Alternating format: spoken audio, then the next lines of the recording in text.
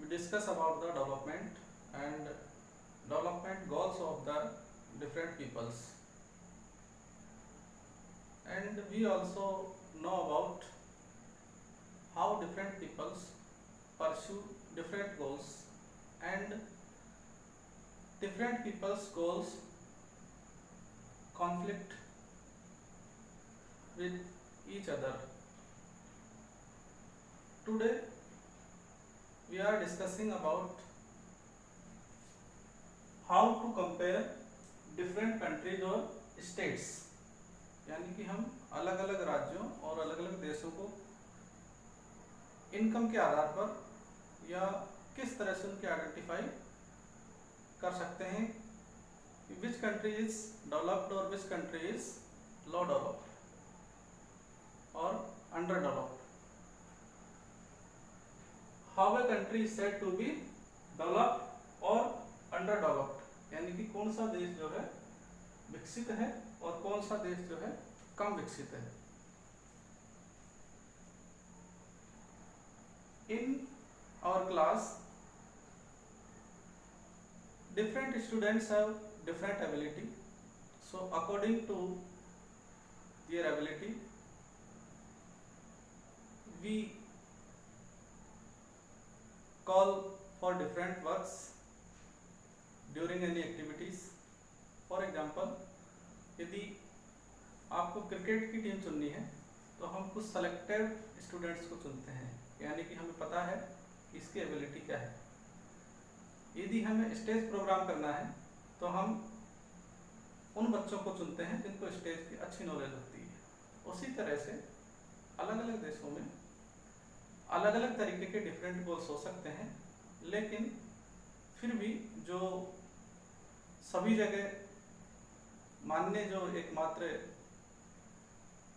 तो तरीका है जिसके द्वारा हम डेवलपमेंट को माप सकते हैं, उसका सबसे बढ़िया तरीका है वो है income. For development how to compare countries, यानी कि अलग अलग कंट्रीज को हम कैसे कंपेयर कर सकते हैं. तो उसका जो तरीका है वो ये है, income is considered to be one of the most important attributes, यानी कि आय ही ऐसा तरीका है या सबसे महत्वपूर्ण तरीका है जिसके द्वारा हम कंट्रीज को कंपेयर कर सकते हैं कि वो डेवलप्ड है या अंडर डेवलप्ड है. What is the income of countries, किसी देश की आय क्या है. तो इसका सिंपल सा आंसर है income is all the residents of the countries, यानी कि किसी कंट्री के अंदर रहने वाले जो वहाँ के निवासी हैं, रेजिडेंट्स हैं, उनकी जो इनकम होती है वही जो है इनकम कहलाती है उस कंट्री की. उसके बाद में देखिए एवरेज इनकम या इसको बोलते हैं औसत आय.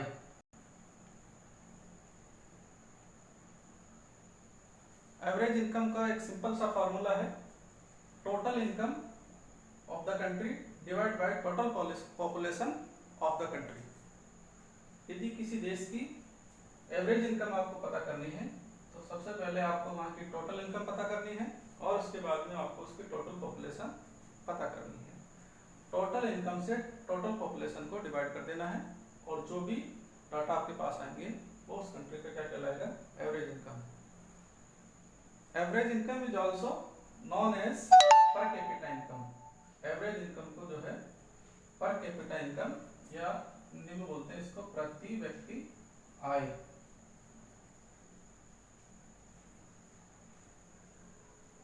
इसके कुछ उदाहरण के द्वारा आप समझ सकते हैं. दो कंट्री है, एक है कंट्री ए और दूसरा है कंट्री बी. हमें दो डाटा चाहिए, टोटल इनकम और टोटल पॉपुलेशन.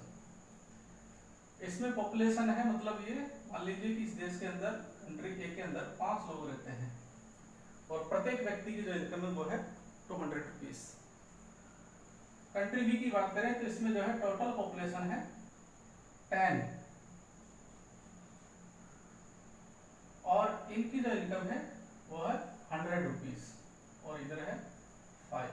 यदि हम इनका टोटल करें तो टोटल हमारे पास आता है इसका 1000 और इसका भी आता है 1000. लेकिन लेकिन यदि मैं ये सब मिटा दूं और केवल इतना सा आपको बोलूं तो बताओ कि आप जो है कौन सा कंट्री डेवलप्ड है, तो आप कहोगे कि इसकी इनकम ज़्यादा है इसलिए ये डेवलप्ड है, और इसकी इनकम कम है इसलिए ये अनडेवलप्ड कंट्री है। बट ऐसा नहीं है, क्योंकि यदि दोनों की हम एवरेज इनकम निकालते हैं तो सेम आती है।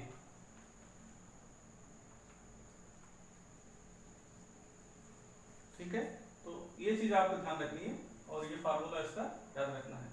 पर कैपिटा इनकम इसको बोलते हैं, प्रति व्यक्ति आय। Next thing, world development report, जो कि वर्ल्ड बैंक के द्वारा जारी की जाती है और वो बताता है कि कौन सा कंट्री डेवलप है कौन सा अनडेवलप्ड है। तो वर्ल्ड डेवलपमेंट रिपोर्ट क्या कहती है, रिच कंट्री के बारे में क्या कहती है वर्ल्ड बैंक?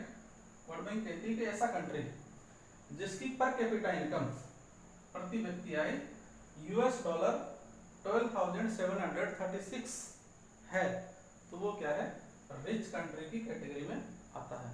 यानी किसी देश की पर कैपिटा इनकम यानी कि एक व्यक्ति की इनकम 12,736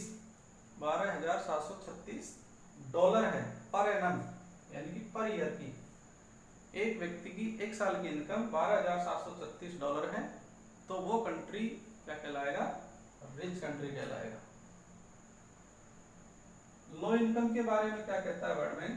लो इनकम के बारे में कहता है कि यदि किसी कंट्री की पर कैपिटा इनकम यूएस डॉलर में 1045 पर एनम है, किसी देश की एक व्यक्ति की एक साल की आय यूएस डॉलर में 1045 है, तो वो कंट्री क्या है, लो इनकम कंट्री के अंदर काउंट किया जाएगा।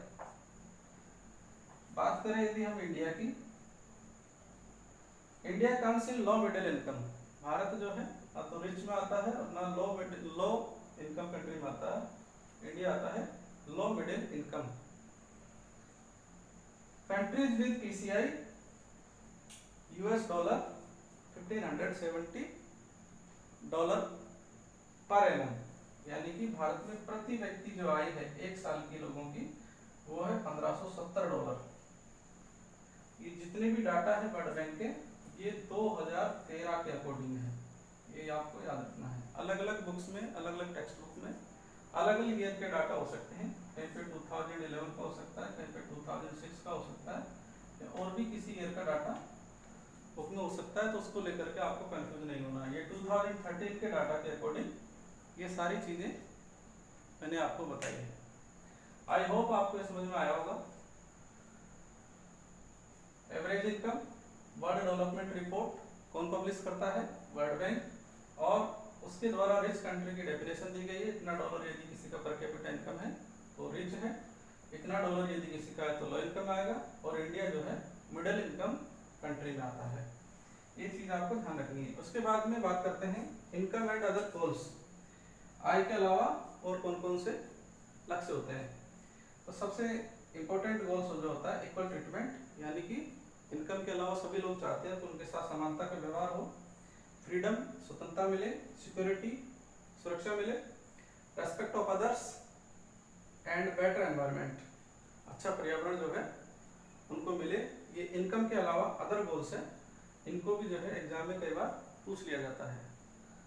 तो आज के वीडियो में बस इतना ही। Thank you very much.